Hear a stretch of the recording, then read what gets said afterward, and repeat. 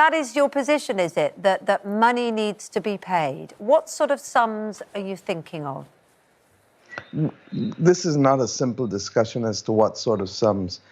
We've been arguing this for over 20 years, and the CARICOM Reparatory Commission has basically set out a 10-point plan of the different things that they believe need to be done, starting, of course, with an apology. The Prime Minister of Barbados, Mia Mottley, sat down with a British television station and said on British airwaves that Britain and the other nations that ran the transatlantic slave trade must pay reparations to the Caribbean and by extension to Africa. But also dealing with things such as the psychological rehabilitation as a result of the trauma, dealing with assistance and remedying the public health crisis. Most people don't even recall that the diets of slaves were heavily salted and in many instances have led to the kind of intergenerational hypertension and diabetes and chronic non-communicable diseases that we see. And then in respect of the debt, Caribbean governments at the point of independence, there was no development compact to say, look, this is what you need to go forward. But what they did was to try to reverse the negative aspects of colonialism, which meant dealing with housing, which meant dealing with right to education, right to healthcare, all of the basic things that normal governments would want to see as part, in fact, of the Sustainable Development Goals today that the United Nations has set up. Now, I said to you that this was started about 20 years ago, largely because in December 2000, I was then Minister of Culture and Education. I would have been the one leading the Barbados delegation to the UN World Conference Against Racism, Xenophobia, and Racial Discrimination. And that was one of the preparatory conferences that took place before we went to Durban in September 2001 for the World Conference. In between there, we would have had a number of meetings in Geneva across the world. In fact, I remember it well because it was the same week that the German government agreed to give compensation to those who were affected by the awful Holocaust of World War II. So that this is not a new concept. What I want to say, and I think Prince Harry captured it, there has to be a conversation. It can't be reduced to a headline. It can't be reduced to sensationalizing. And to that extent, therefore, we expect that a conversation, difficult as it may be, is absolutely necessary. The English-speaking Caribbean is perhaps one of the most highly indebted regions in the entire world, with debt-to-GDP ratios way above many other countries. And of course, now that we've gone into the COVID pandemic, it's become exceptionally difficult for a lot of these countries to be able to raise money on their own because of the high debt burden that they carry, not because of any wickedness, but already because they want to be able to put in place a development compact for their people that was not given to their people prior to independence, and the resources were not left for us to do so in a way that the compensation took place at emancipation. So this... And you're member. This conversation, as you say, or this was initially brought up about 20 years ago. We know that Tony Blair, when he was Prime Minister in 2007, did publicly apologise, didn't he? He apologised for Britain's role in the transatlantic slave trade.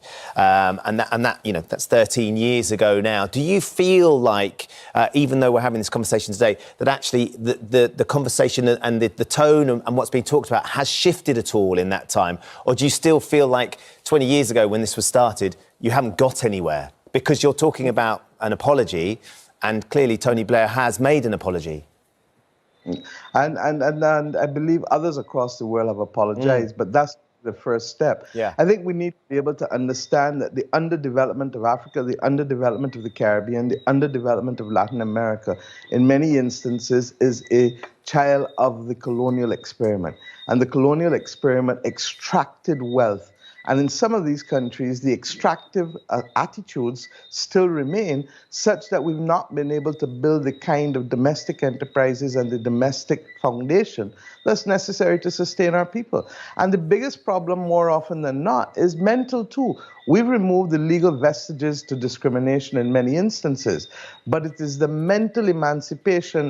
Bob Marley popularize the words of Marcus Garvey. It is the mental emancipation, it's the use of things like blacklisting of Caribbean countries, or it's the use of, and other countries, for tax or other purposes, is to use this kind of language that associates negative with black and positive with white. And then when you start to look at the difficulties in the United States of America with respect to policing and access into basic services, or what it takes to have persons struck from voters' lists, all of these are things that deprive ordinary people from the promise of development. That should be all of ours. And I think that we have a set of people across the world now with a level of consciousness, particularly young people, who are recognizing that this existential threat called the climate crisis is causing us to really understand where we stand. And as if that were not enough, then comes the pandemic that teaches us the worth of jobs, the worth of family, the worth of the environment, the worth of everything around us. And it's a resetting that perhaps we couldn't time the two. And that resetting, I think, has given us the sensitivity that, you know, maybe we need to have this discussion. Now people talk much easier today about mental health. Well, you make a very, very passionate case. You mentioned the pandemic a couple of times. A neighbour of mine actually found themselves trapped in Barbados when things went into lockdown. We all were rather jealous until we realised how challenging it's been for you, because it seems like a wonderful place to be in lockdown. But it's been very challenging, although very successful, hasn't it? Your cases have been much lower than other parts of the world. You know, we've been lucky in the Caribbean for the most part. And we were able to take actions early on. Our populations have been very, very supportive and very cooperative, and we've been able to contain it. And, what and do you make of what we've done here in Britain? Sorry to interrupt you. Do you think we've been quite slow here in the UK? I haven't been following that closely to be able to pass those judgments. But what I do know is that this is one of the most challenging things that any country is going to have to manage. And the larger the country, the more complex the combinations and permutations are to be able to contain movement. So I don't think that you can make a simple judgment on it. We're accustomed to a Western approach with respect to freedom of movement, freedom of association, and all of a sudden, from nowhere, you now have to contain people's movements and to ask people to do everything differently in order to be able to protect themselves. Stay away from families, stay away from young ones, stay away from old ones. All of these things are disruptive. But it has taught us, as I said, to appreciate. I'm told that you had a very difficult experience, and I want to wish your husband all the best in his recovery. Thank you very much. That's very kind of you. Mia Mottley, we can hear the crickets in the background chirping away. It's the sound that I adore when I've been lucky enough to visit the Caribbean. It reminds us of those beautiful beaches and the wonderful warm welcome you get from the locals. And I know that you're offering people, you'd like to offer people who maybe are working remotely and can't get into their offices the chance to come and work remotely in Barbados with a Barbados welcome stamp. Tell us a little bit about this. Well, I think that all of us recognize that apart from the fact that the Caribbean is one of the most travel and tourism dependent regions in the world, and we have the economic fallout is even far greater than the immediate fallout from the pandemic, public health-wise, we recognize that in looking around, people seem to do better in outdoors and in this kind of weather. There may be no scientific evidence, there may be, but people feel better, they can breathe, they can do things. The salt water is good for you. You still have to work. This is not going anywhere in a hurry. There's no vaccine yet, there's no therapeutic yet. And why not?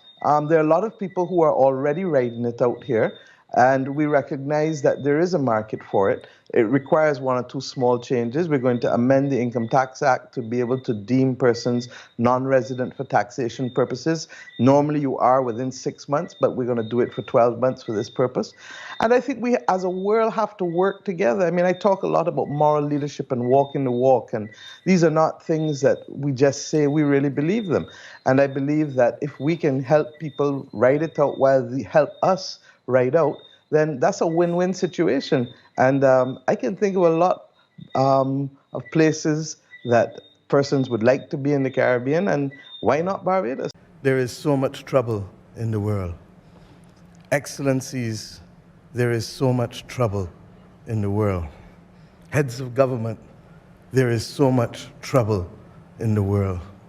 Heads of state, there is so much trouble in the world.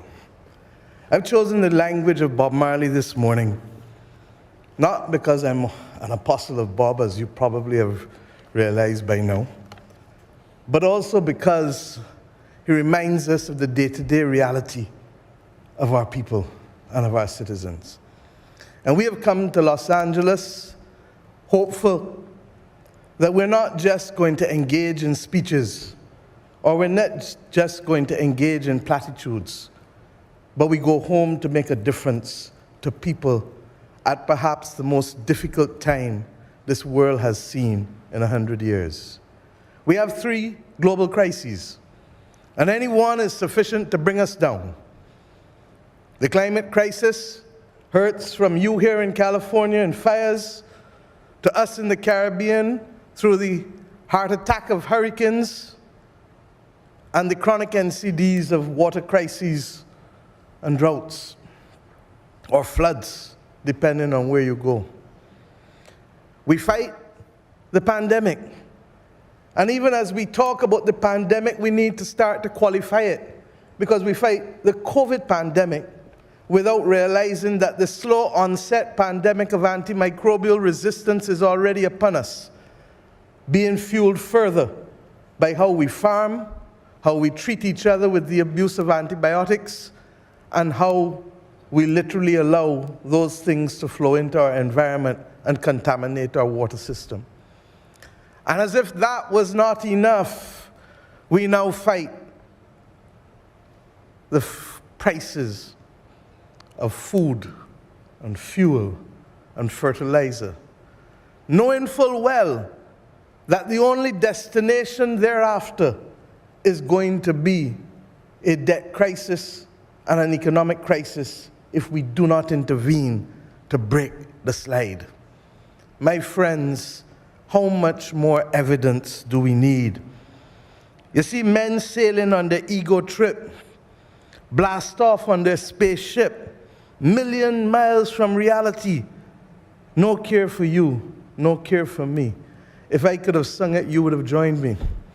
But I don't need you to join me in the words of this song. I need you to join us in the chorus of action that our people need, not want.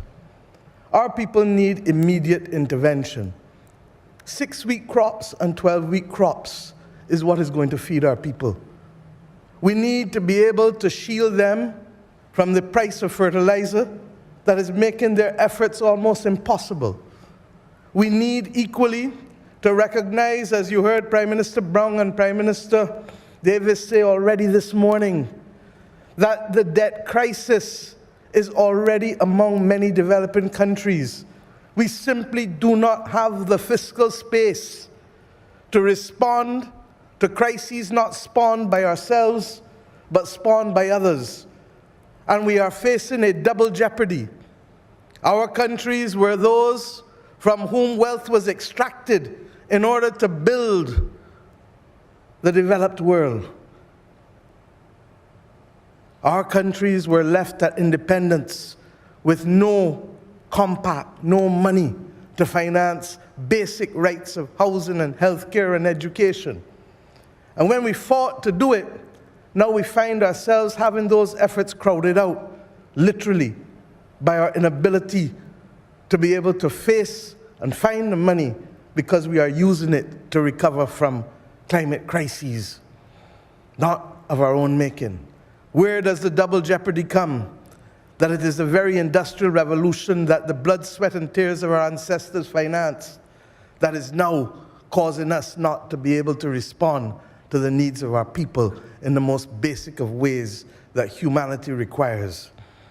My friends, there is so much trouble in the world, and we think we've found a solution, but we want to tell people only about financing after the climate crisis. We need to be able to prepare before the crisis so we can reduce what we have to spend by 7 times. We need to recognize that adaptation has no private sector follower because there's no return on investment in adapting to the climate realities. That is the function of the state. And therefore, the international community is required in the justice of the moment to help us prevent loss of life and property for a crisis we didn't create. We need to reform the international financial institutions architecture. How can we have an international bank for reconstruction and development that does not reconstruct and develop in today's world? Where is the reconstruction from the climate crisis being financed? Where is the reconstruction from the pandemic being financed? The post-pandemic recovery? Where is the platform for middle-income countries that house 75% of the world's poor? But because they're middle income, we don't remember that. Where is the climate finance being targeted to, justifiably and fairly so, when the numbers show that only 15% of climate finance is going to the climate vulnerable countries? I've not come here just to use words. Let us be practical. We have a duty to solve a few problems. And I think that the format of this meeting needs to change if we are to be able to see real progress and not simply to be part of the problem. We need to talk with each other and not talk at each other as we are doing in set piece speeches. We need to engage and see how we can make a difference in a real way. We have migrants coming not because they choose to come, but because it is their last option. They don't choose to leave who they love and where they love willingly. And when they come, we now know that we don't need to treat them poorly, because this year has shown that there's a dignified way to treat migrants. We've seen that in Europe. We need to see it in the Americas. And I don't place that burden on the United States of America alone. I place it on all of us, including my own country, because we cannot be part of the solution by simply talking from outside and not literally putting our shoulders to the plow. The International Organization of Migrants needs our support. And we need to make sure that as we reform the Organization of American States, that instead of it seeking to become a political player, it needs to become a player that simply brings opportunity to our people in the Americas, from Alaska to Chile. And how does that come? If we did nothing else in the next decade in the OAS, but to allow our people to become bilingual and trilingual, people under 18 and adults, then we would change the economic possibilities of this hemisphere in ways that we can't even contemplate. We need to ensure that if we fight this climate crisis in justice, then we fight it not just as small island developing states and developing countries calling for fairness for our nations, but we provide that fairness to our people. And how do I mean? We have taken a decision in Barbados that there can be no award of any contracts for renewable energy without taking into account the bounty that must go to our people. And therefore, accordingly, this year I announced that every rooftop that is owned by anyone in Barbados will have the right to have placed on it, as of right, not a choice, not a right to apply, as of right, photovoltaic systems from 2.5 kilowatts to 5 to 10 to 20. Why? Because we don't own individually the wind, the sea, and the sun. It is the patrimony of the nation. And if we are to move our people out of poverty, then we must use the bounty that is afforded to us through renewable energy, good jobs, but also good investment, to allow our people to benefit. And we ask you to recognize that we must not only engage in platitudinous comments about what we can achieve with net zero. Net zero does not mean fossil fuel free. It means still that there will be 20% energy coming from fossil fuels. We know natural gas is that clean fuel. But as we do it, let us recognize that it is not possible to exclude those developing countries who have now the opportunity to finance their way to net zero simply because we want to keep the world in the construct of the old imperial order in which it is found. Whether it is the reform of the international financial institutions or whether it is moving ourselves into a new reality, we cannot continue to cement the inequalities of an old imperial order. And that is why I've come also to thank President Biden and Vice President Harris. For too long, there has been benign neglect. And the Partnership for the Americas, as well as the Climate Partnership Pact 2030, offers us a real possibility of hope. But it is up to each of us to keep and hold each other accountable. We are happy that coming out of yesterday, we made progress that we didn't see the day before. And we hope that tomorrow we will build on the subcommittees that will make a real difference on energy security, food security, and finance access that will mean that we can look our people in the face and say we have done right by you. We cannot achieve it overnight, but we are moving in the right direction. And we must also address the reality of exclusion. Not only exclusion of individuals in our society through racism and class prejudice, but exclusion of countries from the ability to participate in the financial system by having us de-risked, by having correspondent banks. Belize, 83% of its banks have been de-risked. How do the people of Belize do trade with the rest of the world, with the United States of America, if their people can't bank, can't send remittances, if we are told that our institutions are too small to matter, and therefore it is better not to do business with us? Are we to become financial pariahs in a world at the same time that we seek to bring equity? There is so much trouble in this world. If we think we've found a solution, it must not, in the words of Bob, be another illusion. We ask you to also recognize that let us use our cooperative efforts to build joint platforms for procurement so that we can reduce the price of critical goods, from vaccines to water pipes to all other kinds of things that are impairing our ability to deliver proper services to our people. Africa did it with the African Medical Supplies Platform. Why can't we have an American supplies platform that treats to the most critical supplies? And why? In the Caribbean, we make an order and they say, what? That's too small for us. We announced a tax holiday for electric vehicles. We cannot get the supply of electric vehicles. Will Brazil help us? Will India help us? Will the United States or will Canada help us? We can't get access to batteries in order to help us become net zero by 2030. But yet we want to come on these platforms and talk about it. These are the real problems that I hope PAC 2030 will allow us to solve. And when we finish with PAC 2030, Canada and Chile and all of the others, can we create that platform for that joint procurement to reduce the price of supplies and to guarantee access to our people? My friends, I've spoken too long, but I cannot leave this platform without saying that we have to speak some home truths to each other. It's wrong that Cuba and Venezuela, Nicaragua are not here because, as you heard from Bahamas, that we need to speak with those with whom we disagree. And we don't only need to narrowcast. That's the part of the problem of the world. There's too much narrowcasting instead of broadcasting. There's too much talking at instead of talking with. But secondly, those countries must equally recognize that you cannot want to fully participate if you're not prepared equally to engage and to see progress. And the simple priority must be people, not ideology. If we can make progress for people, if we can allow people to speak different languages, if we can create a minimum floor of education and healthcare for the people of the Americas, then, my friends, the City of Angels would have played its role in the history of the Americas. I hope that we leave here today conscious that we must never again come to a summit to talk at each other, but simply to talk with each other in partnership and for the purpose of the prosperity of our people. Thank you.